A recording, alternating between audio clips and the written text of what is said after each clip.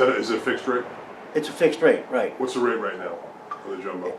Well, it depends upon what your credit score is and the loan amount, but probably somewhere about 4 1/8, 4 1/4.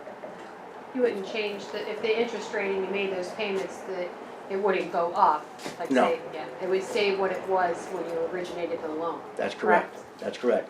Now here's another thing that's part of that, our jumbo product. We actually do 89.9% mortgage. So you could put 10.1% down, okay? The rate is phenomenal. There's no PMI. And you still have the option to pay it down in increments of $20,000 every time that you make a payment. That's a great, Now here's the best thing. that's a great paper. And now some people like young professionals, doctors and professionals, or even people that have the 20% down but want to make sure that they have enough money for furniture and just want a little escrow account or a little emergency account. And then after they move in, they just say, yeah, you know what, I could pay this thing down at 20% loan to value. If you pay it down at 20% loan to value within the first 90 days, they'll take, it used to be 3/8 off the interest rate, they'll take 1/4% off the interest rate as soon as you do that. It is really the best program in the world. I've taken so many deals away from a lot of the banks because of this particular program. It's phenomenal. USDA loans. That's more popular, believe it or not, around this way, a little further south, USDA. If you're in a specific area, we have special programs with no percent down, but it's property driven. So not only property driven, but also income driven. So we also have that program, which I've used several times, not myself, for some of my borrowers, and they really, really like it. Also for relocating, we don't really have to discuss that here, but I do some relocation loans. So if somebody's in Florida and they're being relocated to New Jersey, we have special programs and special rates for those people too. So basically, my last comment here is I pride myself in the way I do business. I've been doing this for quite some time. I've referred deals to other banks. I've referred deals to other people that could do something that I can't do. I could do certain things that people can't do, and other people could do, other lending institutions could do things that I can't do. And I make sure that I tell my borrower, and I'll help my borrower shop to get the best deal. And quite frankly, if I lose a deal, I'm going to get it 3 times over. So I hope that my little dissertation here was beneficial to you. If you have any questions, feel free to give me a call. My brochure is up here, and I'll be around if you have any questions. Thank you very much. Thank you. That was great, thanks. A couple of points just to expand on some of the things that Bob said. We, when Bob consults with people, he is interested in finding what is best for their situation. When we go out to do an intake for a client, we will advise you what we feel is best for your situation. We will not try and sell you the product that we like to build the most. When Scott goes out to your house, he will tell you what he feels is correct. So why is this different from many other ways of doing business? Well, sometimes you don't do business now. Sometimes it's just not the right time. We've gone out, and usually we have devout house lifters here. They weren't here tonight. But we've gone out and said to people, listen, you don't really need to lift your house. And they've called us to have us lift their house. And listen, you don't really need to lift your house. You're not going to save that much money in insurance, and you can achieve the certain things that you want. Why don't we do this, that, and the other thing? We're not necessarily going out and saying, listen, we just want to sell you a modular, or we just want to elevate your house, or we just want to do an addition. And Bob's not saying to you, hey, listen, these are your only choices. I have these 4 or 5 products, and they're the best. If he finds that it's better for you to go somewhere else and it's more appropriate, well, he's going to send you there. And if we don't think that what you call us for is the correct thing for you to do, we're going to tell you that. Now, notwithstanding all that, it being the United States of America, you're the client. So after we give you good counsel, you can choose to do whatever you wish. We'll do whatever you'd like. But we will tell you what we think is the most cost-effective solution for you. So that's really what you're looking for. You don't want to go and consult with people that are going to try and shoehorn you into a product. That's a very, very important point. Okay, a couple more things. Communication. And sometimes Kathy touches on this, but thankfully she left me a couple of things to say that were good points.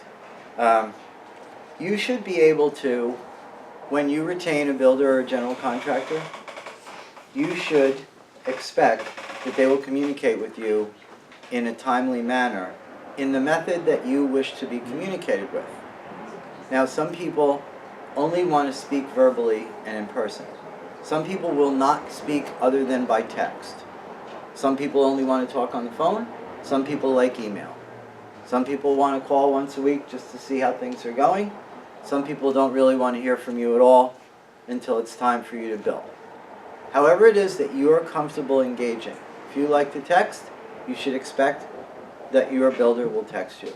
If you want a face-to-face meeting at certain times during your project, you should expect that, and you should ask your builder. So listen, you know, this is going to be a 4-month project. Every 2 weeks, would it be okay if I met with you or the job super on site, and we could actually just go over things for 10 or 15 minutes. So however it is that you are comfortable, that's how you should expect to be engaged. You should expect that people will get back to you within 24 hours, not 2 minutes. If you have questions, you should expect that you should have them answered within 24 hours. Now, we maintain an office and an office staff. If you call during the day between 7:30 and 5 o'clock, somebody's going to answer the phone, and 99 times out of 100, they're just going to help you. If you leave a message overnight, someone will get back to you the next day. That's something that you should expect. Those are reasonable expectations. Okay, time frames. Let's just talk about time frames really quickly because that's important. Time frames should only be counted from when you receive a building permit. Time frames should only be counted from when you receive a building permit. It takes an average of 2 months, a month and a half to 2 months, up and down New Jersey. We have 22 active projects right now from Little Egg up to Middletown. And the average time to get through zoning, engineering, and permit approval for a single-family house is 6 weeks or so. So that takes about 6 weeks. Now prior to that, there is discussion outlining the scope of work. That could take anywhere between a month and 4 years.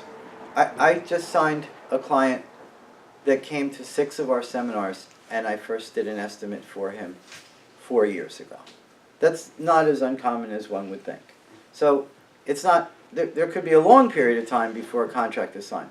When a contract is signed, then we have to develop plans. Now certain people have plans. Certain people go out, they get their soil borings done, they develop plans, and they're really, they know what they want. They know their scope of work, and they come to us, and then we estimate them, and that's fine. But the plan period of time from when you first start working with a builder until you have a working set of plans is generally about a month or so. 2 weeks to a month, depending on the complexity. So, if we met tonight, and we started working together, and we got you an estimate in the next few weeks, and we sign a contract within, let's say, a month or so, within a month after that, we'll have a plan. We'll go to Scott and say, listen, this is what we're doing. He'll develop a plan. We'll go back and forth with preliminaries. And then we will submit that to the township. And then a couple of months later, we will get our building permit. And the reason I'm telling you all this is because oftentimes the time prior to the permit is equal to the time for construction. Oftentimes, it's 4 months prior and 4 months to build out the elevation or addition or what have you. So, what are you looking at in construction? Well, for an elevation project, a standard elevation project, anywhere between 3 and 5 months is reasonable. For a new home construction project, once again, a house, let's say 2,500 square feet or under, whether it's modular or stick, from the time you get the permit, you're probably looking closer to 6 months or so. For an add a second level or add a level modular program, you're looking more in the neighborhood of 2 to 4 weeks for the entire project to be completed. Obviously, the first two, the new home and the elevation, the utilities are off. You're not living in the house. For the add a level program, it's under a month. You're not really out of your house too long at all. The utilities aren't off. You have the least amount of disturbance to your life. This is just to give you an idea of time frames and different, and those things don't have to run concurrently. You can work on plans for a year. You can work on plans while you're in your old house. That doesn't disturb you. You can submit plans while you're still in your house. You can not turn utilities off until you get your permit, and then you can turn your utilities off and get your disconnect. So just to give you an idea of time frames. Before I get into our closing here, does anyone have any questions about anything that either I said, Kathy, Scott, Bob, anybody wanna? I have, my question is you're at a level, is that something that, say there's an existing home, sandy damage, and then you'll just use that existing home and then add the house on top of this and clean out the bottom? Is that That's what a very you're- good question. We've actually done a few like that, where we continue to run an analysis of the house, and we determined that the most appropriate thing to do would be adding a second level and then making the entire Gutting out level, the first level, waterproof, water resistant, bringing it to code. Now, what that means in English is anything that is mechanical or structural, your structural girder, your plumbing, your electric outlets, anything like that, has to be at least 1 foot above base flood. So if we're standing on this is the basement, this is your finished floor, and base flood is up here. So your finished floor is at 5, and this is base flood and it's at 8, okay? Well, we could do one of two things. We could lift the house, obviously, and then we have an underneath. We could do whatever we want with the underneath. Or, and this is what we've done with a couple bi-levels, where half the lower level is concrete already, what we do is we just build the second level, whether modular or stick. The entire first floor, we strip the sheetrock out, we move up all the outlets, we put in pressure-treated studs, and we make the entire lower level non-habitable area. So we make it water resistant. So that would be permit acceptable? Sure, then, absolutely. Something like that? Absolutely, of Okay. course. Yep. So bi-level, you actually would gut out the whole bottom? We would refinish it to make it Right, I see, waterproof. right. Yes. Yep. You Okay. can't have a bathroom below base There's a lot flood. of bi-levels over by the water. A lot of That's why I was bi-levels, asking and- that. and- Instead of, and I mean, would that be a suggestion to do something like that instead of actually, lifting it or tearing it down? Yes, we've done both. Lifting them is Economically, that would be a better choice, no? economically, it didn't make sense to lift it. Right. I did several of them. People Mhm. insisted on it. The one that made the most sense was abandoning the first level, and then we added another level. We did that a few times. That Right. made sense. By and large, the bi-levels I've looked at, those should have all been knocked down. They're all built in the 60s and 70s. Right. It was a lot of money spent, like Scott said, for not the correct, I'm working with an attorney in Point Pleasant where we've done 30 or 40, 50 homes. And for the last 3 years, this woman continues to try and figure out what the right thing to do with her house is. It's a bi-level. And I've quoted it 15 different ways. And it comes down to what she should do is knock the house down, spend the extra 30 or 40,000, and just get a new house. Because for $200,000, we're going to do all this very complicated machination. And for 250, let's say, she's got a new house, and it's all up to code, and it's all safe and energy efficient, and water resistant, hurricane proof, and it's just sometimes. And I did a fiscal analysis in one of my blogs where $50,000 extra that you spend, you're actually paying that off in like 7 years with the energy savings. It's amazing. The efficiency level is, I built my house 20 years ago. But right now, they wouldn't permit my house for a dog house. It's the most energy inefficient. It's a beautiful house. It's the most extremely energy inefficient. I Doesn't wouldn't have, let my dog live there either. right, yeah, it's terrible. And it's just, you forget about things like, okay, your electric bill and your heating bill and your AC bill, you save $3,000 a year. You're gonna save Right. $200-300 a month. So after a while, now money's so cheap. Now you can get money at 4, 5, 6% for equity line. It's very inexpensive. So I do this cost analysis with people, and I'm like, look, do you realize that for what this is costing you, it's costing you $350 more a month to borrow this $50,000. You're saving $250 a month forever.